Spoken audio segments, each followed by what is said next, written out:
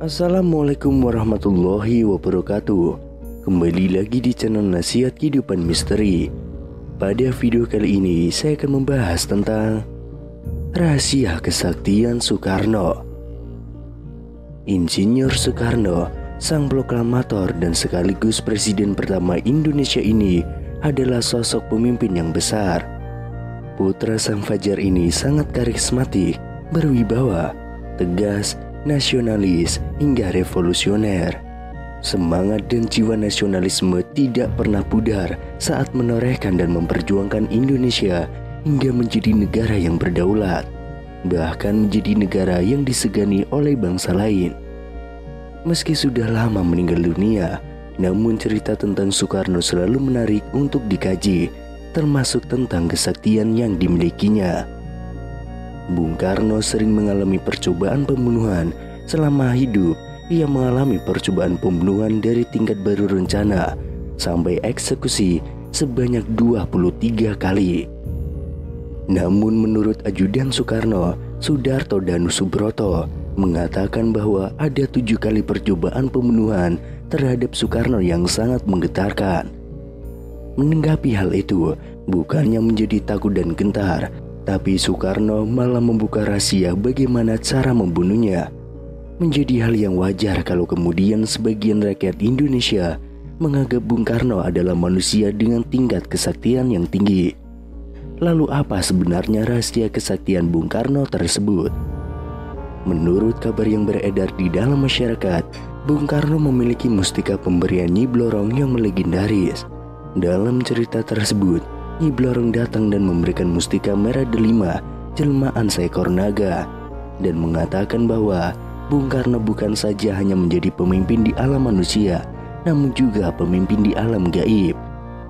Tidak hanya Nyi Blorong, Bung Karno yang hobi dalam dunia supernatural ini sering bermimpi didatangi langsung oleh tokoh legenda dari alam lain seperti Kanjeng Sunan Kalijaga beserta Ibu Ratu Kidul dan Nyai Roro Kidul. Nah, benarkah Bung Karno juga merupakan manusia sakti? Dengan sejarah sedikitnya 7 kali luput, lolos, dan terhindar dari kematian akibat ancaman fisik secara langsung, menjadi hal yang jamak kalau kemudian sebagian rakyat Indonesia menganggap Bung Karno adalah manusia dengan tingkat kesaktian yang tinggi. Namun Bung Karno menampik jika lolosnya ia dalam berbagai percobaan pembunuhan bukanlah karena bantuan dari alam lain. Ia menukas normatif yang kurang lebih mengatakan bahwa mati hidup adalah kehendak Tuhan. Manusia mencoba membunuh, kalau Tuhan belum berkehendak ia mati, maka ia belum akan mati. Namun Soekarno membeberkan bagaimana cara membunuhnya. Menurutnya, rakyatnya lah yang membuatnya tetap hidup, sehingga untuk membunuhnya cukup menjauhkannya dari rakyat. Semua yang dicapai selama di dunia ini adalah karena rakyatku. Tanpa rakyat, aku tidak bisa apa-apa. Jadi tidak perlu senapan, bom, apalagi pesawat tempur hanya untuk membunuh seorang Bung Karno. Jauhkan saja aku dari rakyatku, maka aku akan mati secara perlahan-lahan, kata Soekarno. Benar saja, ayah dari Megawati Soekarno Putri ini selalu lolos meskipun dihujani granat bahkan bom dari pesawat tempur. Percobaan pembunuhan pertama terjadi pada 30 November tahun 1967. Presiden Soekarno datang ke perguruan Cikini atau Perci, tempat bersekolah putra-putrinya. Dalam rangka perayaan ulang tahun ke-15 Perci, granat tiba-tiba meledak di tengah-tengah pesta penyambutan presiden. 9 orang tewas dan 100 orang luka-luka, termasuk para pengawal presiden, namun Soekarno sendiri beserta putra-putrinya selamat. 3 orang ditangkap akibat kejadian tersebut. Mereka perantauan dari Bima yang dituduh sebagai antek teror gerakan DITII. Percobaan pembunuhan kedua terjadi pada 9 Maret tahun 1960. Tepat di siang bolong di Istana Presiden, dihentakkan oleh ledakan yang berasal dari tembakan kanon 23 mm pesawat MiG-17 yang dipiloti oleh Daniel Munkar. Munkar adalah letnan angkatan udara yang telah dipengaruhi oleh Permesta. Kanon yang dijatuhkan Maunkar menghantam pilar dan salah satunya jatuh tidak jauh dari meja kerja Soekarno. Untungnya Soekarno tidak ada di situ. Soekarno tengah memimpin rapat yang ada di gedung sebelah Istana Presiden. Pada April tahun 1960, Perdana Menteri Uni Soviet saat itu, Nikita Khrushchev, mengadakan kunjungan kenegaraan ke Indonesia. Dia menyempatkan diri berkunjung ke Bandung, Yogyakarta, dan juga Bali. Presiden Soekarno menyertainya dalam perjalanan ke Jawa Barat.